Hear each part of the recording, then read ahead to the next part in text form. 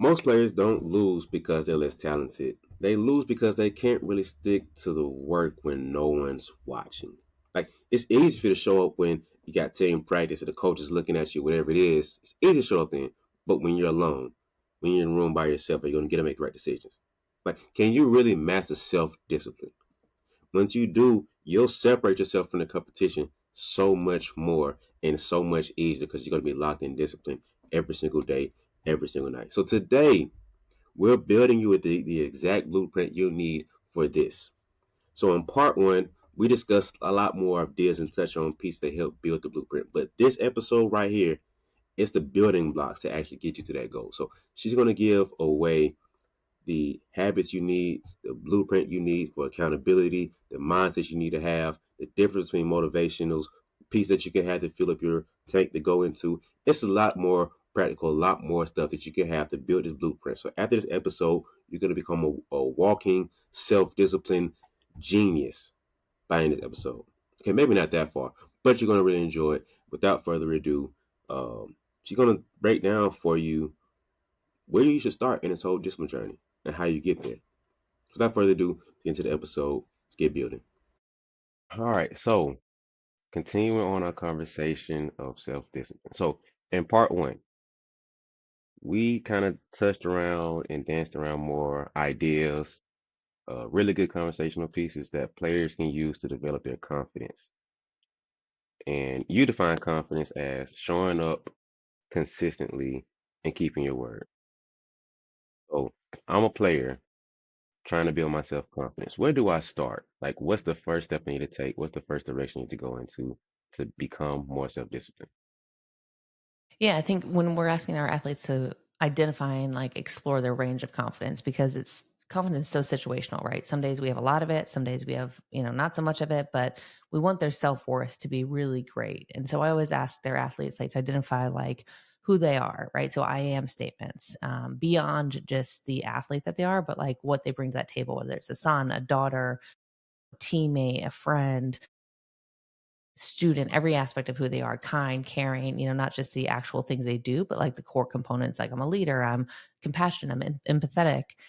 So once they have that core belief system, then we build on of like, what are your strengths? What are you really good at? And have them identify like, I'm really great at X, Y, Z, whether it's the technical aspect of the game, the tactical frameworks and understanding the X's and O's, and then that competitive drive, that it factor, right? So we have them identify all of that.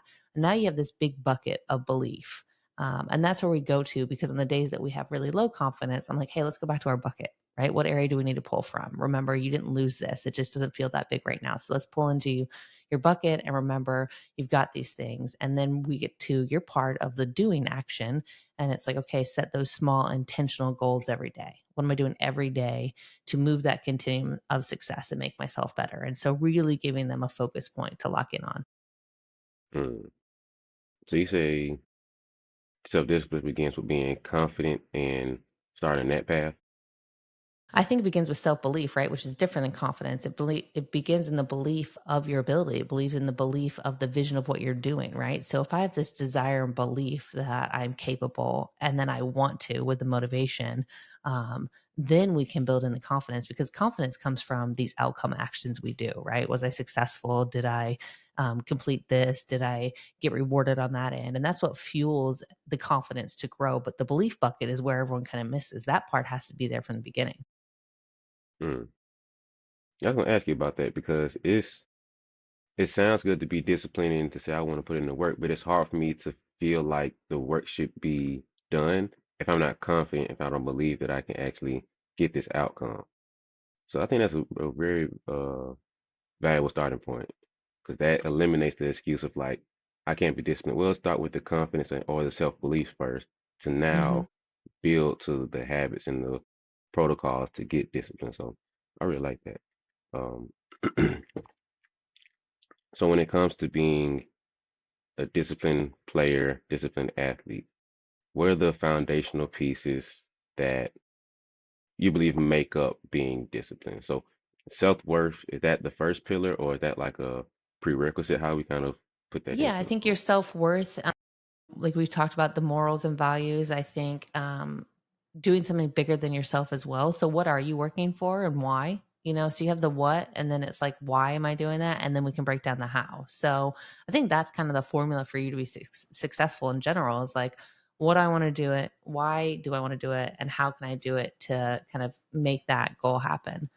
So if you build with your self belief and then you kind of map out this formula of like, okay, here's the plan, then we have to look at, well, what's it going to take to actually do that? And have some hard truths for yourself. Like, am I capable of doing that? Do I have the resources and support system to allow me to do that? We can have fabulous dreams, but if we don't have the support or the resources or access to accomplish those things, then you're kind of setting yourself up for failure. So these are things that we don't really talk about. But if you don't have access or resources or support or means to get there, that's a whole nother battle that you're trying to do when you're trying to accomplish these successful outcomes.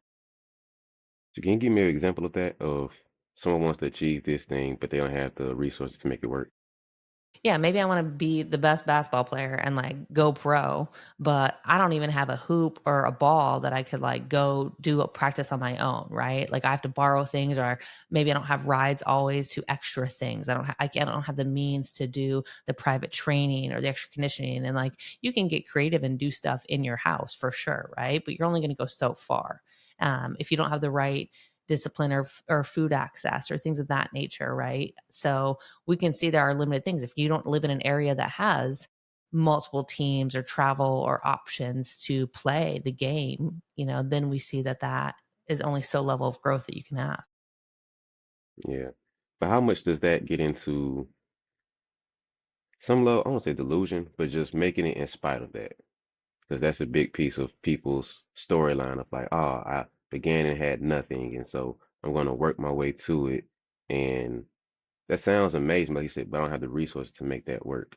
So how can I bridge that gap from the good delusional aspect of still making it, but not having the resources able to make it work?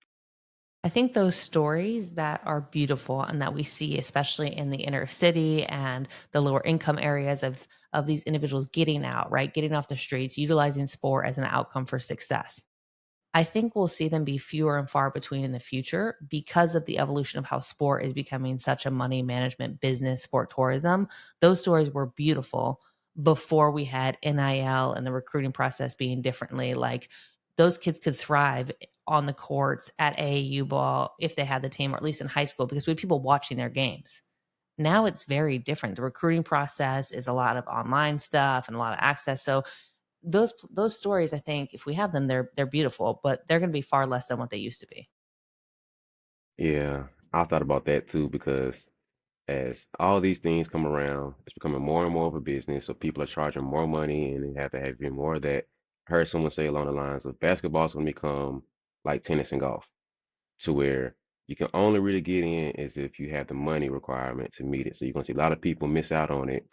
And it's really unfortunate because the game has a lot of beauty at all levels of it, but now it's becoming more of an elite sport because you have to have so much money to even qualify at all different levels of it. So And hurts we my do heart to think see that about that. there are the scholarship funds that is who you know. So some people are still always going to go and take care of their people back home and find ways to give back. But I just think because the financial investments it's taking now, it is removing resources for people to be able to participate as often as we'd seen in the past. Yeah, it just sucks to be able to think about like, man, the stories of kids who came from nothing, had nothing, and now they're able to change their families around. You're gonna hear those a lot less often. So just wish we didn't have to deal with that. But anyway, back to discipline. So once we have the resources, we have the self awareness and self belief that we can make this thing work. Discipline is more so like the how to, I guess you could say, of how to get that Hmm. goal. Okay, Yeah. so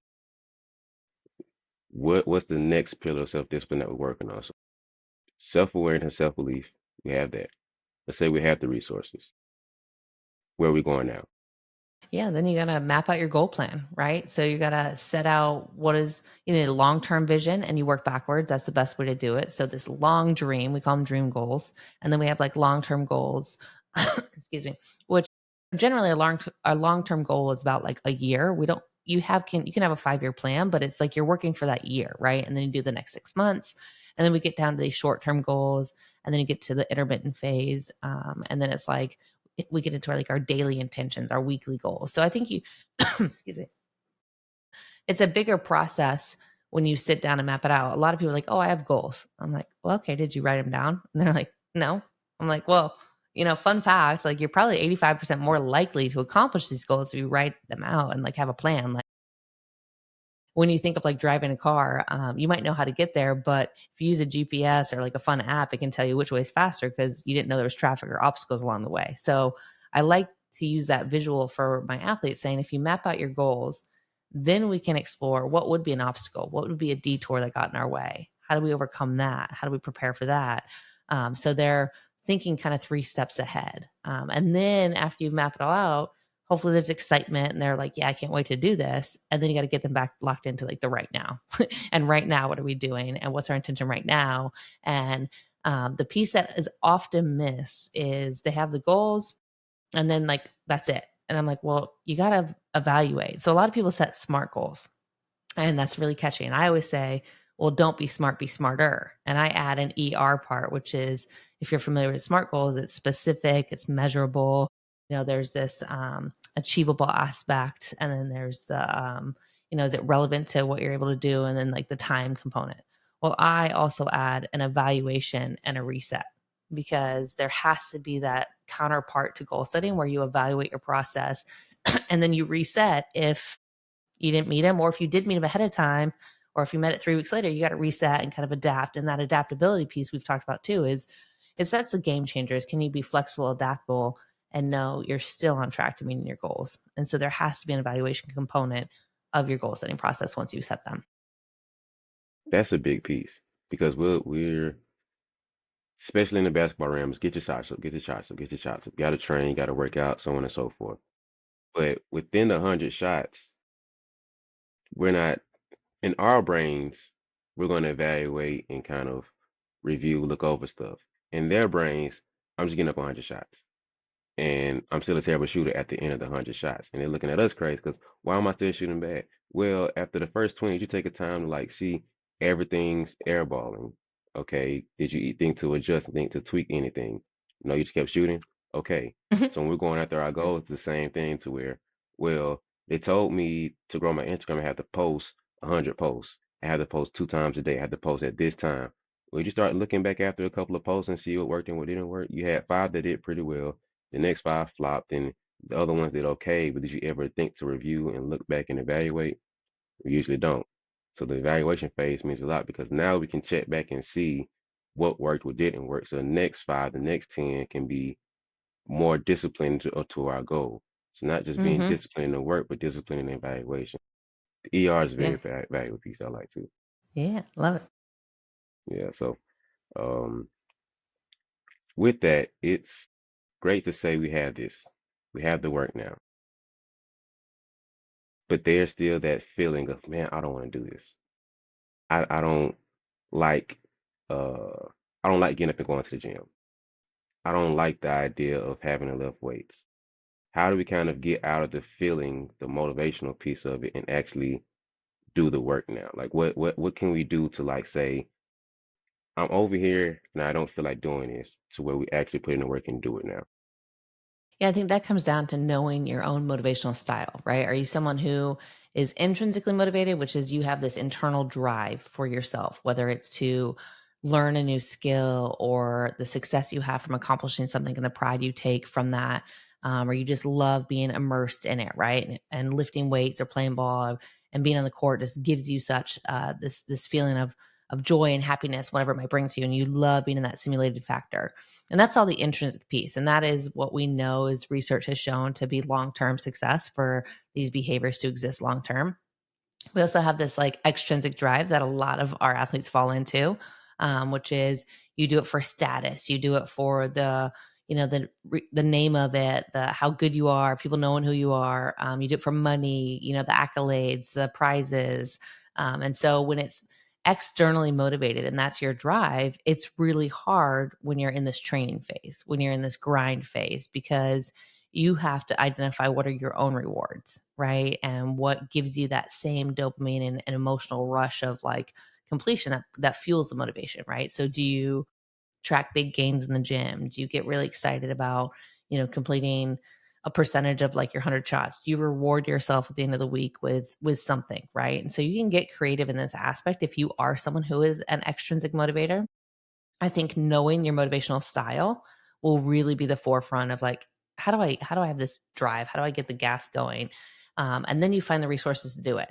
For me, I'm kind of a mix of both, but knowing I have that little extrinsic motivation piece, I now have a trainer because I need the accountability. I need someone telling me what to do. I need someone, it's like I'm performing for them in a sense, right? And then the internal drive will kind of kick in and I'll get excited.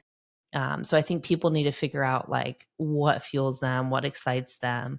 And then after that, like have a buddy, have an accountability partner, have a performance partner, right? Someone either that goes with you or checks in on you or communicates to you. Um, if you don't have any of those things, we know social media, as we talked about before, if you have access to that, like some people just post that stuff for their own accountability, for their own check in. It's like a virtual diary of a sense of their training. And it's kind of a beautiful thing because you can go back in on it and be like, oh, a month ago I was doing this.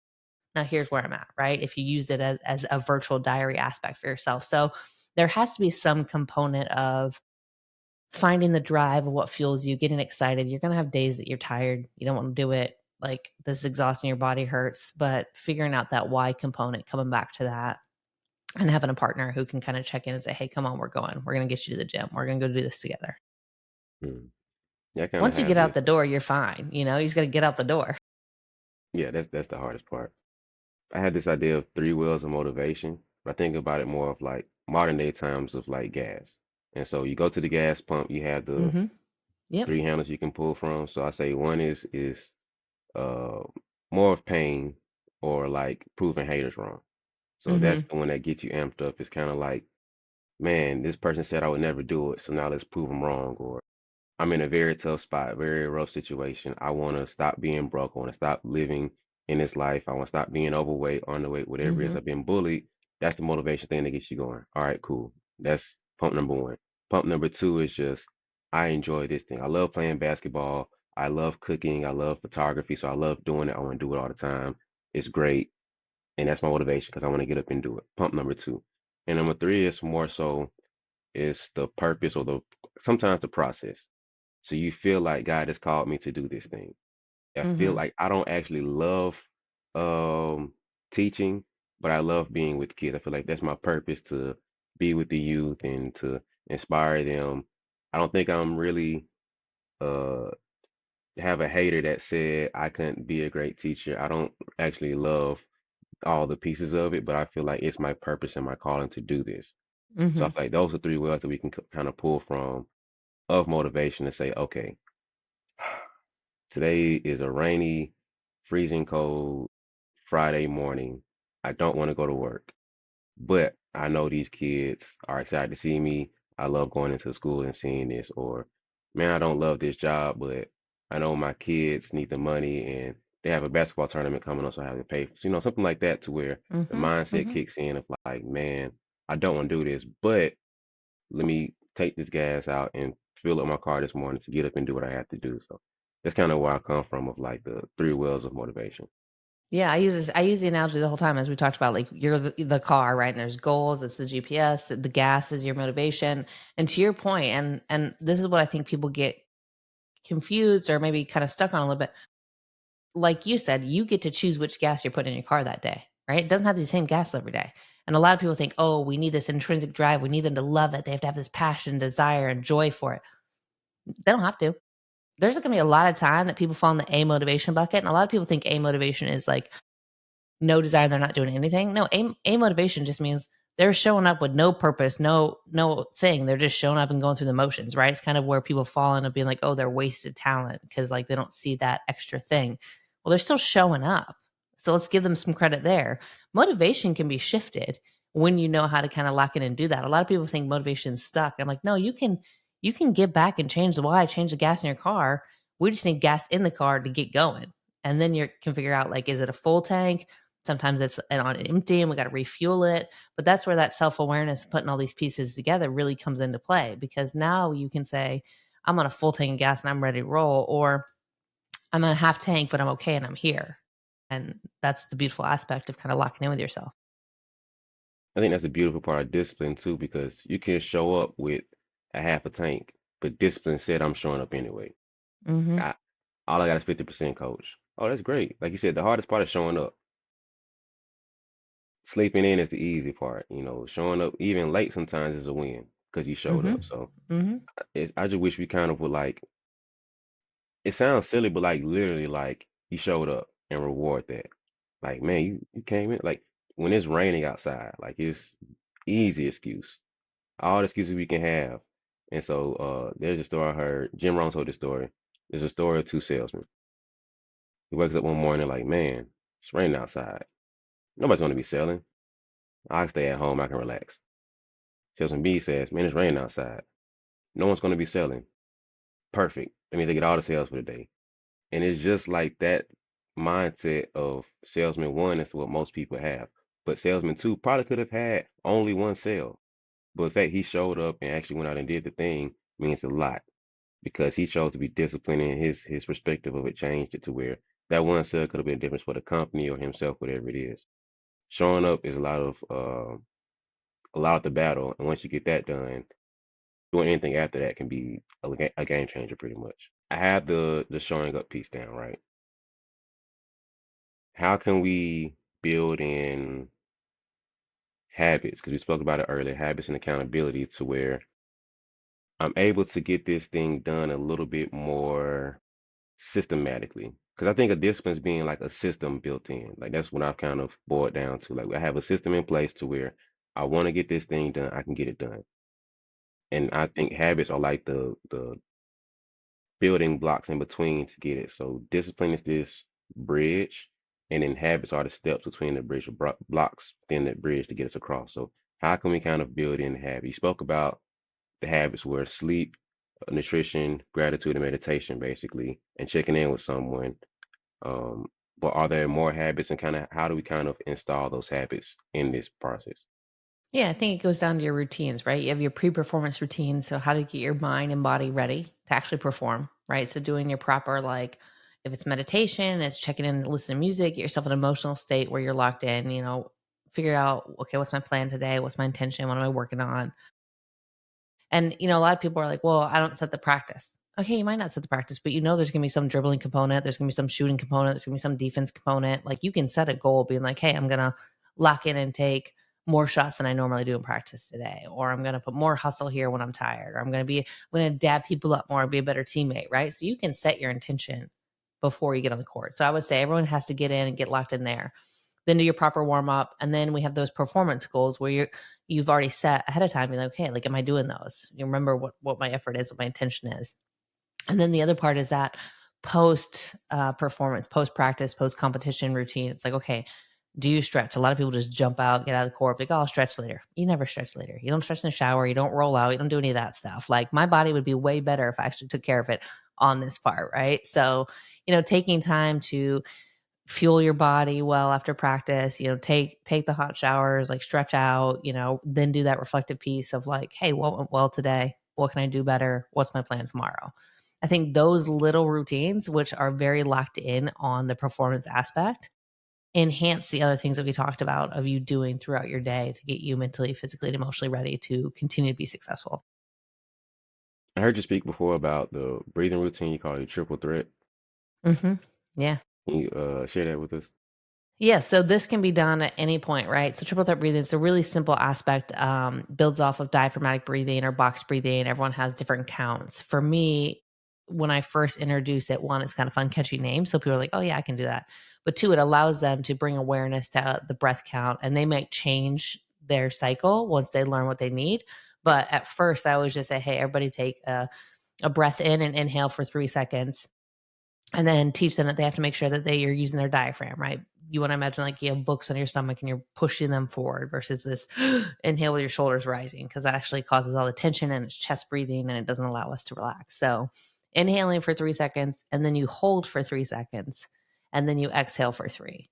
And then I always say repeat that 3 times. And generally by the third cycle, everyone like there's a shift in the room. Everyone's calmer. You can feel it's like really palpable, like calmness, which is my favorite thing to do when I have a big group that I'm doing it with because The first two, everyone's kind of like chatting or weird or not sure. They're like, oh, people are looking at me.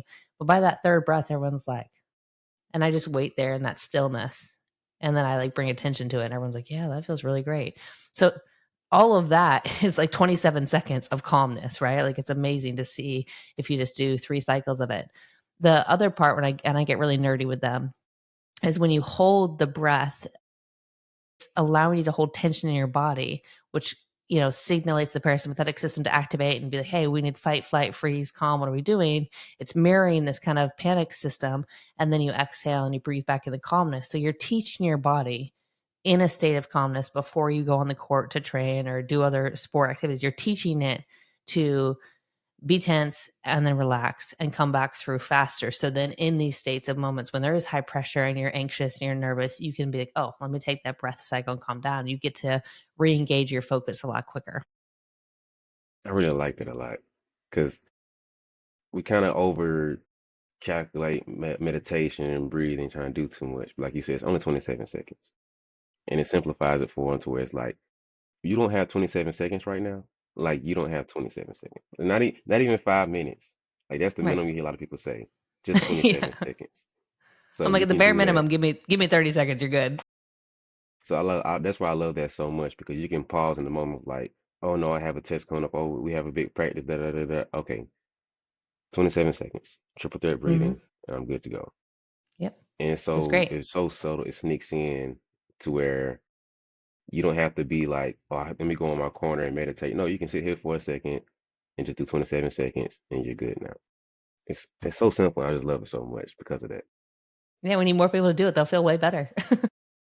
That's very true. All right, so let's build on through the day. Okay, so we kind of talked about morning routine last time.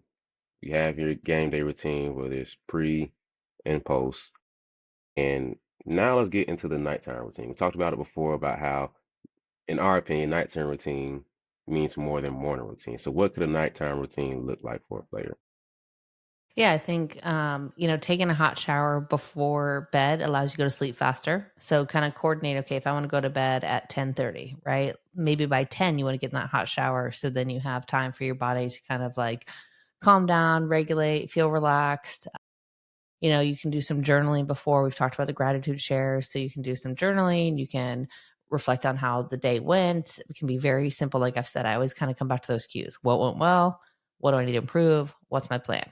You can do a rating system of it was an A day, B day, or C day. Those can all align with your goals. So I think adding some component of like journaling, whether you do it before or after the shower, but kind of reflecting on that plan and day. This also allows you to stop the running thoughts in your head of like, I should have done this. I wish I'd done that. I got this to do tomorrow. It's like we've already mapped it out. We've already done it. Um, if you really are someone who has a hard time falling asleep, you can do some stretching, 8 minutes, 10 minutes that allows you to fall into deep sleep faster. There's like free YouTube yoga where it's like deep sleep for yoga, and like pop it on a YouTube and you do a couple stretches and then you're going to go to sleep faster. Like these are all little extra cues um, that allow it. So I think, after you've eaten and done your hangout social time, then you say, okay, now I need to get into my mind, my body, my routine, do some journaling. If you like to read, do some reading, take your hot shower. Scents are really great for calming. So, like if you use like a pillow spray, if you have a lotion you like to use, like and something that's like soothing, right? Whether it's lavender, eucalyptus, spearmint, like that cedar, more oaky kind of scent that's more masculine. Like those things all are soothing scents for us that allow us to just feel relaxed and calm our body down. Mhm. And it's becoming more and more of a thing of not having TV on, lights on and stuff, phone usage, of course. But what does that do to us? Why is that so important for us to not have that either in bed or right before bed? Why does that matter so much? Yeah. I mean, your bed and your bedroom should be a place of like calm sleepness. So if we're watching TV in our bed, now our bodies are like, wait, is this a place I sleep and calm down or is this a place I chill and hang out? Right. So it's hard for that. So we try to keep like the bed for like what you do in your bedroom. Um, Scrolling on your phone and doom scrolling, like you're gonna get locked in for hours on end. Just if you're in your bed, doom scrolling. We've all probably done it. If you put your bed phone right next to you, like it's easy just to kind of do that. And so when we're doom scrolling or looking up stuff, or even if you're reading news on your phone or a book, your brain is alert, it's activated, it's getting the dopamine resources kind of continuously like thriving, and it's wanting more and more and more. So you're not allowing it to shut down and turn off. And then depending on what your algorithms are and what you're seeing can cause you to go into some spiral that's not good, what if cycles, thinking through social comparison. And so it impacts the way we sleep with the blue light and all of our algorithm for like that aspect, but then also just cause our brain to keep running, right? You're not allowing it to calm and turn off. And so some people love to have their phone right next to them. It's their alarm and that's fine. But I would say turn the phone away from you, right? Put it towards the wall so you're not looking at it. It's not an easy pull, put it on. If you're able to move it across the room and charge on a charging station away, then it's going to allow some separation and allow you not to worry about it and go to sleep faster. That's some self accountability right there. Because I don't Yeah. think most people do that. I think that's too hard for us to do because it's my alarm, or what if an emergency happens, and all this other stuff that we have as built-in reasons to have the phone right there. And I just think it's, for the most part, excuses because there's something you can do to be more locked into it. So I think that's a great accountability piece for the nighttime routine in terms of phones. And so Yeah. I mean, accountability, go ahead. for our youth, like it's hard for adults because we've been trained to socialize and put them next to Hmm. our bed. I have a 13-year-old, like we talked about. She doesn't have her phone in her room at night. She doesn't have her phone in the room usually during the daytime, but definitely when she comes home from school, does her whole thing. Like she has a time limit and everything on access to that. And her phone stays down in the kitchen on a charging station. So when she goes up to bed to take her shower and calm down, there's nothing in her room to activate the brain, right? I'm teaching these skills for her. It's really hard for parents to implement that because the kids are like, oh, I'm going to miss 60 group text messages. Well, probably, but those kids didn't get a good night's sleep then if they're texting you from 10 to 12 p.m. at night, right? Like what are you doing during that time that's going to like cause a big uproar, right? This emergency is not going to happen. And so I really encourage parents, like it's okay to set the boundary and have them have their phone down there. Don't allow the access to all of these things in the middle of the night to keep them up. And so we just set the habit early on, like your phone stays down here. Like, cool, you're good. Yeah, it's it's simple accountability piece because it eliminates the excuses before excuses can even get there. Hmm. If I don't have my phone in my room or even at all, it's a lockdown procedure to say, okay, 9 o'clock hits, I know it's time for me to shower, brush my teeth or whatever, cool down the room, get it darker, whatever, to where my nighttime routine is a lot better. The way you systematize that makes it more effortless to be disciplined because it's removing all the distractions before they even get there.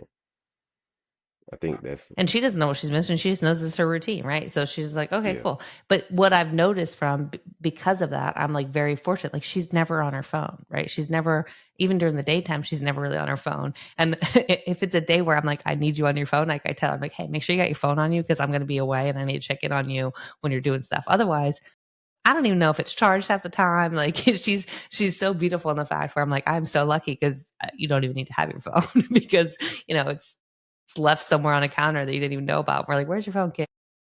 Compared to other people, right? She doesn't have that because we've set these habits. We've been accountable and disciplined for her.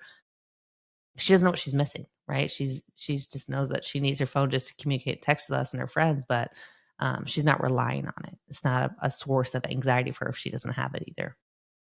And how old is she? 13 and a half. She'll be 14 in the fall. She's going into eighth grade. Yeah, yeah. You think that'll hold up in high school? I do. We function from. She's not going to have access to social media stuff. Like she's very active in sports and things. So we'll probably create a social media account for her that we'll control for her recruiting process if that's an option for her. But it would be on her phone anyway. And so, um, we'll explore when we allow her to jump into that social media piece. But I think she's so busy and she doesn't know what she's missing, right? She just knows this is what we do in our household. And we function very transparently with other households have different roles and they have different access to things. They have different things that they do. And that's great for them. But this is what we do that we think is going to make you most successful. Um, and so, there might be some social things that come with that where she may feel left out or not known about something, but we trust that she can develop the good relationships that she'll be okay and she'll thrive. It's interesting to hear something like that because I know a lot of parents are like, "Oh no, I couldn't do that with my child." But and this is me not being a parent, just putting it out there. I think I agree more in line with what you do because I think we got to a point where it's too reliant on phones and it's too much of a crutch that we feel like we're missing out on so much, but it's more so just like digital social media aspects that we feel like we're missing out on. Like, obviously, you have a life, like your daughter has a life and she's doing fine without it. So therefore, it's very evident that she can be fine without it. So it's not that big of a deal. And it's kind of weird to hear that sometimes because like my generation was the last one to kind of have some level of life without social media and all the other stuff. And so for generations before us to have the full life without it, it became in their adult lives. So for them to kind of be like, oh, my child needs X, Y, and Z, it's kind of like, do they really need it? Like, so that's a Well, and whole I other think episode. that's where I think for where I'm at with my parenting cycle, I'm the same way, right? Like I remember when we got the internet, when I mean, I had a little like track phone dial up. I didn't even have a plan in high school, right? Like I had to pay for minutes is what like I had a flip phone and I paid for minutes. I went to Walmart and bought my little like minute card to like fuel my thing. Cause if I ran out of minutes, like I wouldn't have it. I remember like text messaging at the time, it's like dating myself, but it was like, you had to pay for so many texts that you could send out in a month before I got this like better plan. That was just like what I was able to have and afford.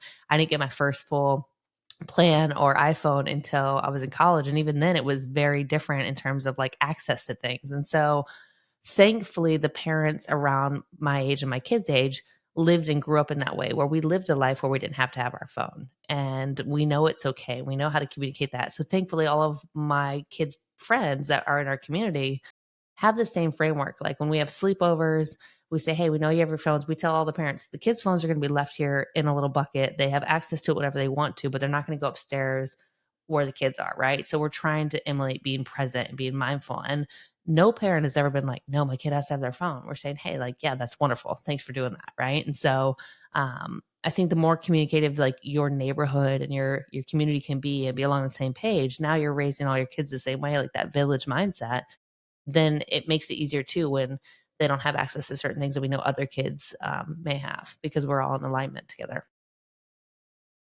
I think that group alignment is like the easiest form of accountability. Because Hmm. if everybody, I was just talking to somebody about this before, like I want to get to a point where in my adult life, all of my friends, like if we going to have a group uh meal party or whatever, I want to get to a point where me and all the group have a very clear understanding of like we're eating healthy. And so when you see salads and you see this turkey burger thing, you see all this stuff, it's not like, man, where's the grilled this and where's the fried that? It's like, no, everything's healthy. And it's no conversations because I get tired of thinking, okay, we're going out to eat this Friday. We're going over their house. Okay, my diet's probably messed up because I'm either gonna eat very little to nothing because they had not gonna have all the options, or I'm gonna just eat terrible because that's all they have.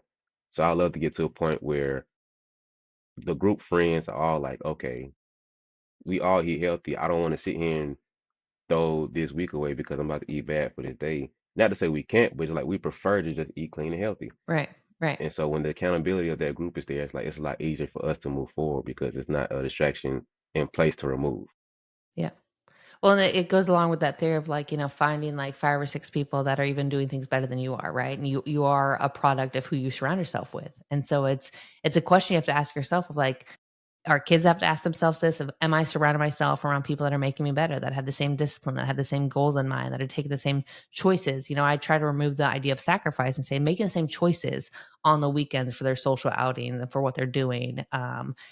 Same thing for adults. Are surrounding ourselves with people that are pushing us to reach the goals and the life that we want to live? And if they're not in your group, well, let's find some other people.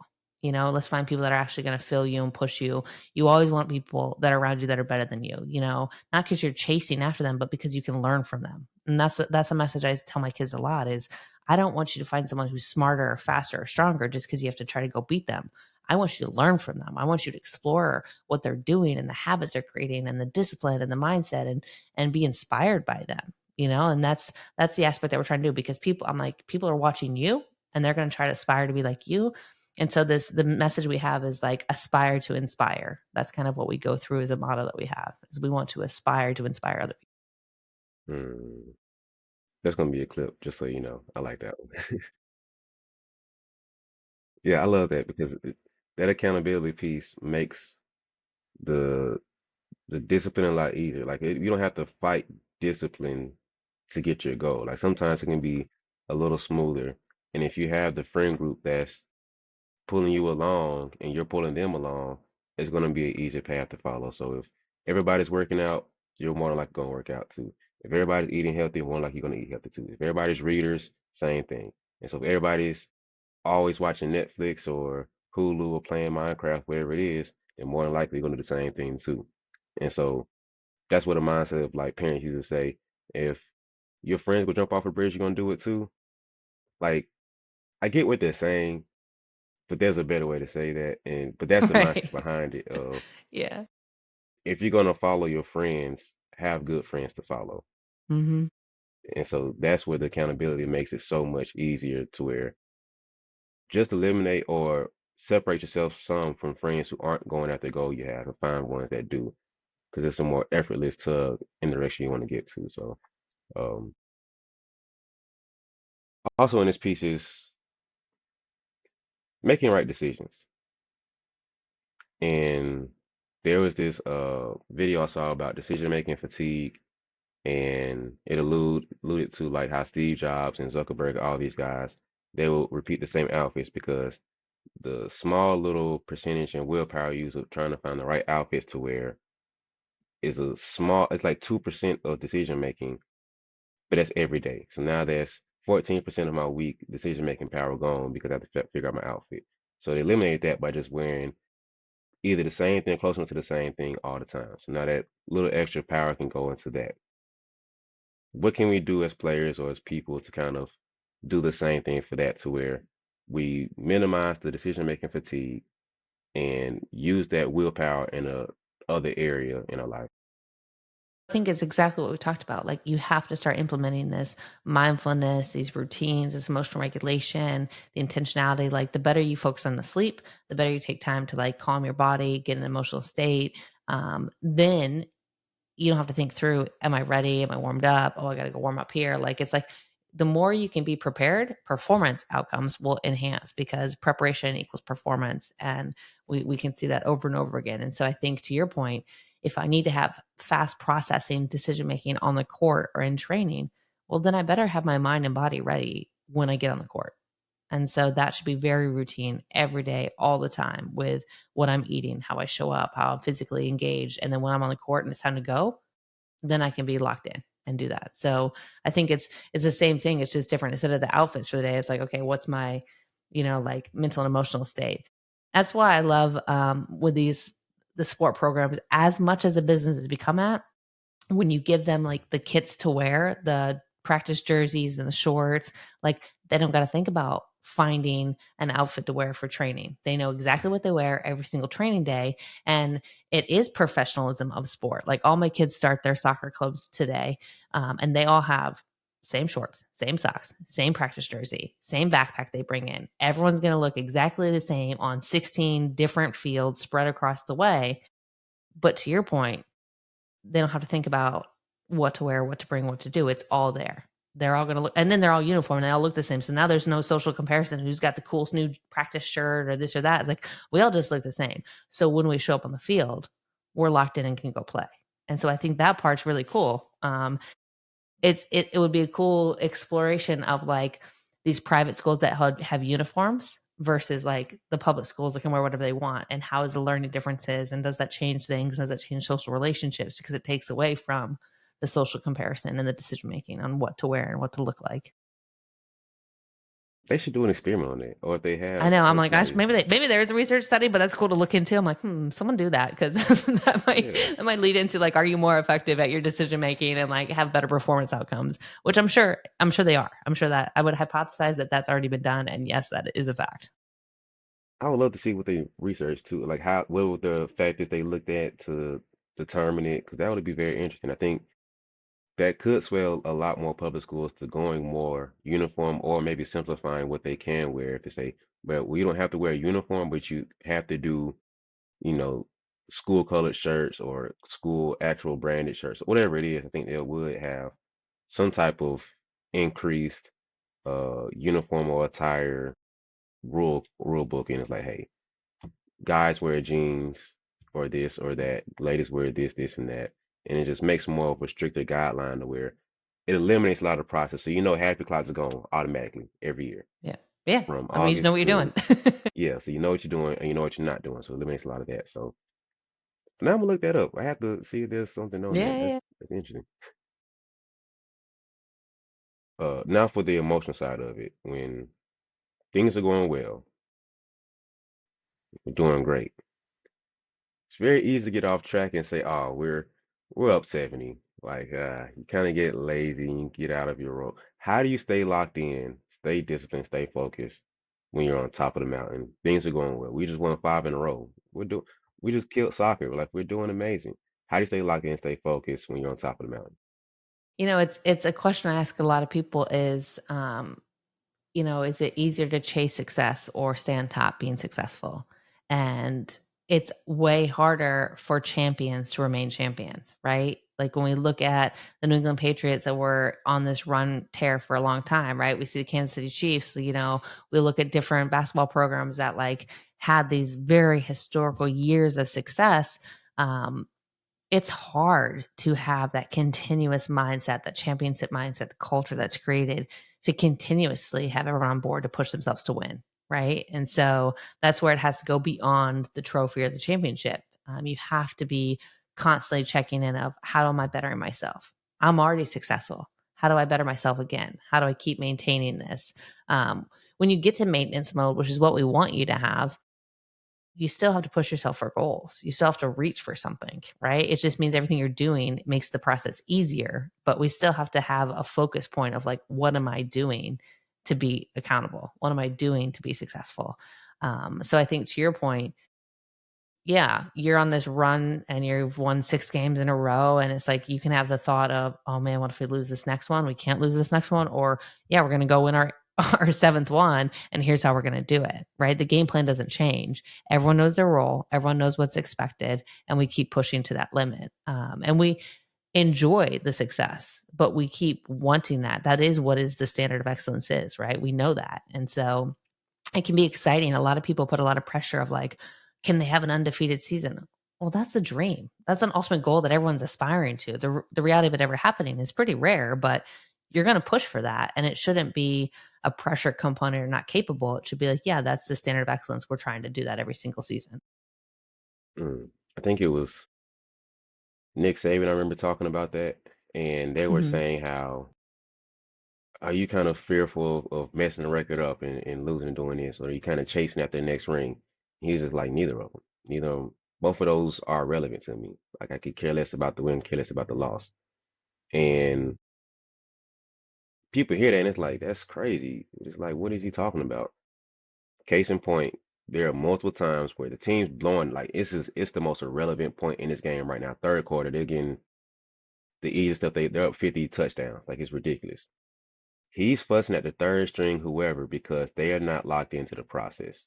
Hmm. They're messing up the play and you're not doing the right things to get us the result we're looking for.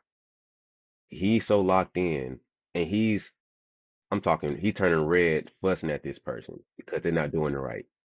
So people say that he sounds crazy, but then you see that and it's like, oh, he does really care about the process. Because why Hmm. else would you be up by this amount or getting blown out by this amount and you're still fussing at this person who might not ever really play meaningful minutes for you? He's so locked into the process. I don't care if you're my Heisman winning guy or the walk on who just got on the team. If you're going to be a part of this process, you're going to be a part of this process. And I think that's really what separates those people at the top is that whatever outcome base you say is there, I don't care. We have to make sure we win this first quarter. Winning the first quarter means we're playing this way, we're getting this thing, we're getting that done. Second quarter, same thing. Third quarter, same thing. To where when the fourth quarter comes, the outcome is the outcome. We can live with it because we took the right shots, we made the right reads, made the right passes. So if we're down, we're playing the right way. We just have to figure out how can we get that last 2% to where we can win now. If we're up, Exactly. okay, keep doing the right things so we can keep winning now. So that's a little bit I've seen from the ones who got there and stay there, it's like the outcome is almost irrelevant. We're locked into the process and the journey to make sure we're getting the right things to get the right outcome. Yeah, and I think in those cultures, right, everyone has a role. Everyone is important. Whether you're a manager of the team, you're the janitorial staff, you're the field crew, you're the Heisman Trophy winner. Everyone, no one is bigger than the other person. The egos are checked at the door. Everyone has a role, and the role is to show up and perform to the excellence and do your job, right? And so it's very simple when it's like just do your job. If your Yeah. job is to line the fields the best way, you better line the fields the exact way as you need to on time when you need to do it, you know, and that brings in not just the technical task of what you're doing, but the attitude, the energy, the commitment, right? The accountability, all these pieces. It's like, my role is this right now. You don't get to get stuck in that role. Like maybe you're a walk on and you're learning and you're not playing your whole freshman year, but are you lifting the best? Are you winning in the weight room? Are you winning as a teammate? Are you striving to be a leader? Then can push you to the next level. And so when I look at these cultures that are getting it right and are thriving, you can see players that they're all successful. They were all the best guys in high school or the best women in high school coming in. Those that are successful are ones who can sit back and wait and learn and lead intentionally for themselves and show up and find ways to win. Yes, they want to compete and be on the field, but if they're not, when it's their turn, they're going to thrive. They're going to knock it out of the park because they've done all the little things as they were supposed to because they knew their role and they committed to the plan. And that's where cultures get it right. Mm. I like how this all kind of ties back together in terms of the culture, the accountability. It all blends back in together because it sometimes we try to separate it too much, but it all really coexists and weaves back together. So to be disciplined, you have to have the self-awareness, know who you are, know where you are, and you have the group around you all pulling in the right direction. So you know where you're going, you know who you're going with, and you don't have it. Maybe this motivation you pull from here, or there, and you eliminate the distractions, eliminate the things that get out the that can get you off track and out the way to where the goal gets a little bit more smoother, a little bit more simpler, and you get your goal, but now it's not as big as a fight that you thought it would be. So it's really beautiful how like just listening through it, it makes everything commingle in a Venn diagram of like, well, this one blends over here this much, but this one blends this much. And I think we overcomplicate it sometimes and just listen through this one, it's like, okay, it's simpler than we make it seem sometimes. So 100%. But the yeah, hardest part is the simplest things, like we make it hard because we feel like that's not going to be successful. That's not going to be it. It's like, no, if you just keep doing these things every day and living your life, you'll be really happy and you'll thrive. You just got to keep doing all the little things. You just keep showing up. To your point, like you just show up. yeah. I think that's part of where the procrastination part comes in because we overanalyze and we overthink and it's like, okay, I have to get this exactly right. I have to do this exactly at 9 o'clock. I have to do this. I have to do that. How can you kind of like simplify it to where the overthinker, the overanalyzer who gets analysis by paralysis or yeah, paralysis by analysis, they're overthinking, they're overdoing and just like or they're underdoing because they're overthinking. How can you kind of like remove that for them to where just breathe for a second, do triple depth breathing, and then do this. Yeah, so generally I'm like, you already know the outcome. You already know what you want. So let's just start. And then when we start, then once they start doing stuff, then it's like, okay, I can go back and check my work. I can go back and like check the process and explore it. But like, you just have to initiate the starting for them because they're so caught up in the fear of failure, fear of evaluation, all these what ifs that come into mind. I'm like, let's just pause all that. Those are wasted worries, future fears. Right now, I always say, right now in this moment, do you have any stress? Do you have anything that's impacting you? And generally, 95% of the time, they're like, no. I'm like, okay, great. Now, right now in this moment, what do we got to do? Well, I gotta go make my bed. Great, let's go make your bed. Cool. That's all you got to do, you know? And so then you slow back down. It's like, just get you to start on the right now. The right now is I need to map out an outline for my homework assignment. Cool. You don't have to write the 7-page paper. You're just supposed to write an outline. So it's like bringing back this big task to smaller focus points to allow them to see, oh, they have a long way to go before the championship, before the big final, the midterm. It's like, let me just do the little things every day right that leads me to be successful for the big test. But Doctor, see, I have this big thing here I need to do, and then I have this big thing over here I need to do, and I have this big thing over here I need to do. How do I figure out which one to start with? I'll say, well, what's one of the most pressing on your mind? If they have all the same deadlines, I'll say, which one's giving you the most anxiety? And they'll be like, oh, this one. I say, okay, that's the one we start with. Go do it. It's been fun talking to you. You No, know, I love it. It's fun. yeah. I think that's all I have, anything else that we need to talk about that you feel like will add to the discipline blueprint? No, I think we've covered a lot of it. I think we've realized today it's a lot more of like showing up and being true to yourself and then having someone else to be your biggest fan and support you and check in with you and making that process be a together process, not a solo process. That's going to be the game changer for people. Well, I appreciate you. This has been a very fun journey. Um, I really feel like there's so much. I told you this. There's so much more we can talk about, and there's so I much know. more I want to dig into because I've listened to other stuff, and I'm like, man, it'd be fun to talk to her about this. I had ideas, but then I was like, I couldn't find the right person. Then I heard of you, and I was like, oh, Oh, so thanks. beautiful. So, this won't be the last time. We definitely have I to circle appreciate it. back at We're going to some dive point. back in. We'll hear what people want. We'll just keep going. Yeah, we got so much more. So, um, without further ado, thank you for coming back again and closing this loop for us. Um, thank you for your time, and I appreciate it. Hope everybody enjoyed. Thank you guys for tuning in. See you next episode. So, to conclude this episode, discipline starts with belief the belief that you can actually do this and get after the goal you're trying to chase. But you have to be real with yourself and be very truthful. Do you have the tools? Do you have the skills? Do you have the mindset, the resources to go get after that goal? If not, go get them so you can eliminate all the excuses and then go build. All right. Once you get done with that, let's figure out a goal. Let's set this goal. And if you need help figuring out the framework for how to get there, you can use the SMART goal system. But make sure you add the ER, which is to evaluate and review, so you can make sure that you're on track of this goal. Build very small, very intentional goals and lock in on the habits and the process that matter. So look at your pregame routine, your postgame routine, your morning routine, and your night routine.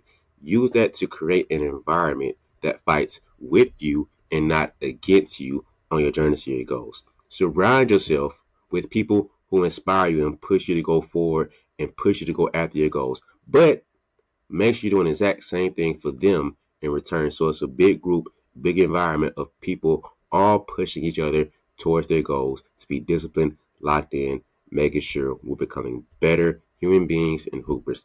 Because at the end of the day, discipline is not about obsessing over the finish line. It's not about just getting there. It's not about just hitting the goal. It's about showing up every single day. Showing up is the hardest part. We said it multiple times. The hardest part is actually getting there and showing up. So this one's about showing up every single day and owning the right to the work that's right in front of you. Owning today. Don't worry about tomorrow, but today is what matters. Because when you master the process, the results take care of themselves. So before you get out of here, I have a mission for you. All right. For the next 7 days, you're going to prove to yourself that you can be disciplined and locked in. So the key about this is just one goal. All right. We talked about this in the episode, just one goal.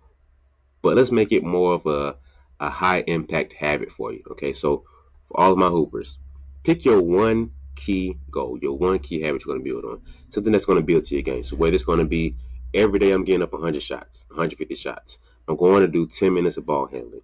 Make sure that it's something that you can do every single day, a small enough goal that you can hit, but not too easy to where you're just gonna knock it out of the park. There's nothing you're gonna no struggle with it at all. Okay, make sure it's a smart enough goal, a simple enough goal that you can do.